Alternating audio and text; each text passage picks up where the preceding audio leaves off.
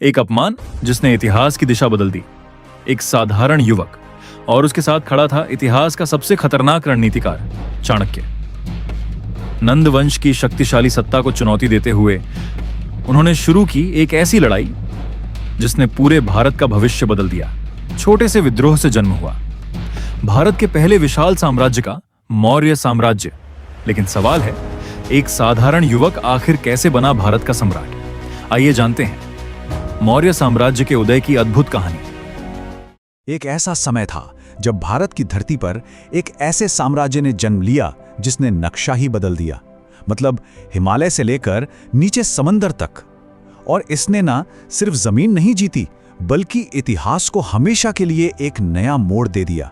ये कहानी है मौर्य साम्राज्य की, भारत का वो सुनहरा दौर जिसकी शुरुआत हुई एक अपमानित विद्वान के बदले की आग से और एक अनाथ लड़के के बड़े बड़े सपनों से। तो सवाल यही उठता है ना कि आखिर एक गुमनाम सा लड़का जिसके पास सच में कुछ भी नहीं था, वो सिंहासन तक पहुंचा कैसे? मतलब वो चक्रवर्ती सम्राट कैसे बना जिसने पूरे भारत पर राज किया? चलिए पता लगाते हैं इस हैरत अंगेज कहानी के बारे में। तो ये सब शुरू हुआ था मगध से। उस वक्त वहां नंद वंश का राज था। अब राजा था तो बहुत अमीर, मतलब खजाना सोने चांदी से लबालब भरा हुआ था, लेकिन उतना ही जालिम भी था। और जब जुल्म बढ़ता है तो क्या होता है? बगावत। जनता के बीच ना एक क्रांति की चिंगारी सुलग रही थी, और इस चिंगारी को आग में बदलने का काम किया चाणक्य ने। तक्षशिला के एक बहुत बड़े विद्वान थे। हुआ ये कि मगध के नंद राजा ने उन्हें भरी सभा में बेइज्जत कर दिया। लेकिन चाणक्य कोई आम इंसान नहीं थे। उन्होंने इस अपमान को अपनी ताकत बना लिया और वहीं कसम खा ली कि इस घमंडी वंश को मैं जड़ से उखाड़ फेंकूंगा। अब अपनी कसम पूरी करने के लिए चाणक्य को एक सही इंसान की तलाश थी, और इसी खोज में उनकी नजर पड़ी एक अनाथ लड़के पर। उस लड़के की आंखों में, उसकी बातों में कुछ तो अलग था। चाणक्य को दिख गया था कि ये मामूली लड़का नहीं है, इसके माथे पर तो राजा बनने के लक्षण है। और उस लड़के का नाम था चंद्रगुप्त। चाणक्य का ट्रेनिंग का तरीका भी गजब का था। उन्होंने चंद्रगुप्त को दो तरह की तलवारें चलाना सिखाया, एक जो हाथ में होती है और दूसरी जो दिमाग में चलती है।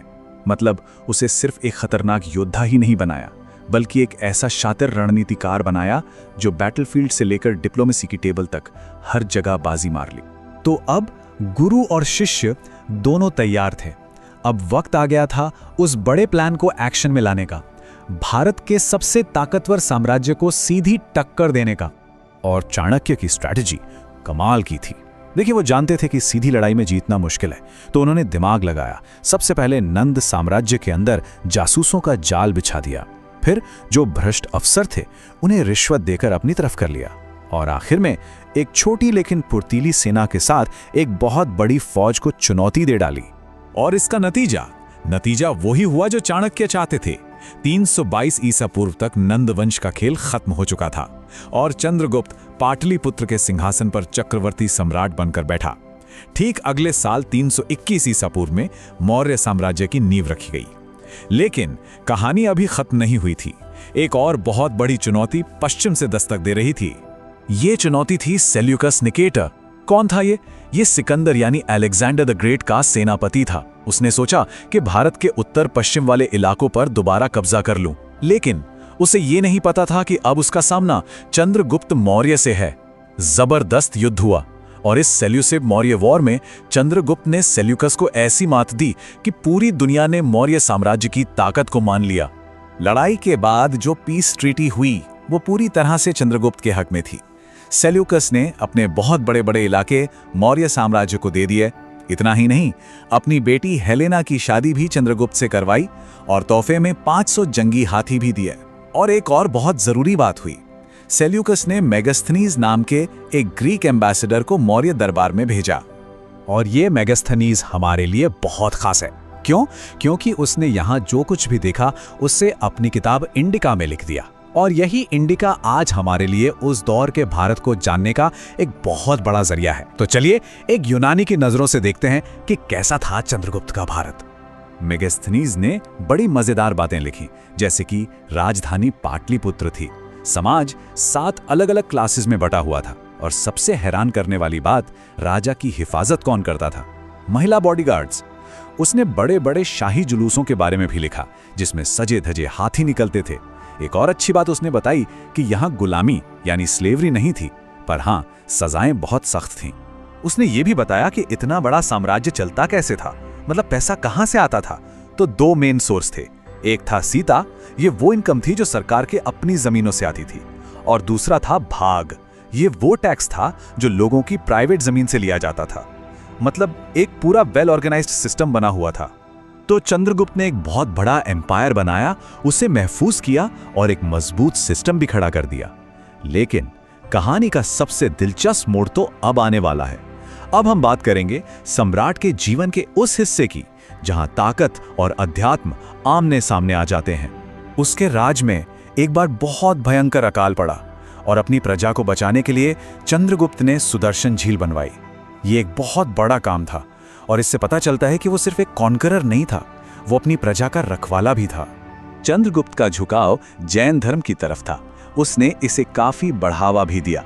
उसी के समय में पाटलिपुत्र में पहली जैन काउंसिल हुई। यहीं पर जैन धर्म की पवित्र किताबों, जिन्हें 12 अंग कहते हैं, उनको एक साथ लाया गया। लेकिन हाँ, इसी काउंसिल के बाद जैन धर्म में एक बड़ा बंटवारा भी हुआ, श्वेतांबर और दिगंबर। और फिर करीब 24 साल तक कामयाबी से राज करने के बाद साल 297 ईसा पूर्व में चंद्रगुप्त ने एक ऐसा कदम उठाया जिसके बारे में किसी ने सोचा तक नहीं होगा।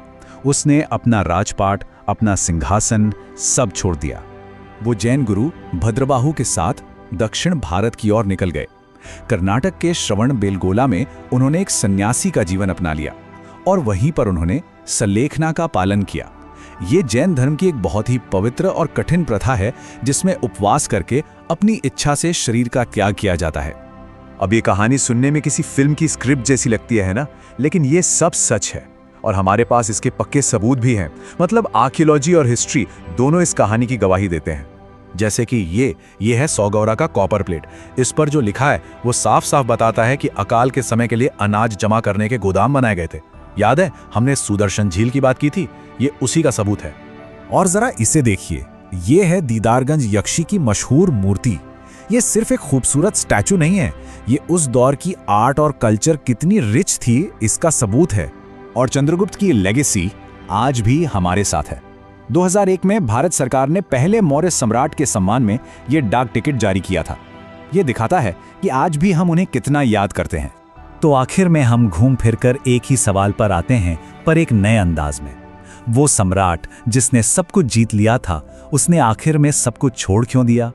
शायद असली ताकत चीजों को हासिल करने में नहीं, बल्कि उन्हें छोड़ देने की हिम्मत में होती है। इस बारे में सोचिएगा जरूर।